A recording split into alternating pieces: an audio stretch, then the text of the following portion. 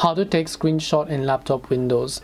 Hey everyone, welcome back to the channel. In today's video I'll guide you on how you can take screenshot in laptop windows, so make sure to watch the video till the end. Taking the screenshot on laptop windows is actually fairly simple because you can do it using a shortcut and without any third-party app. So all you have to do is actually in the search box just go ahead and then type in snipping tool and then just open up snipping tool.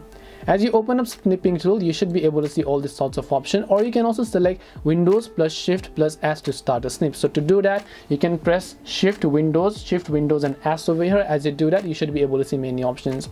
One thing you can do is you can actually select this option and you can choose to take a screenshot of a manual area.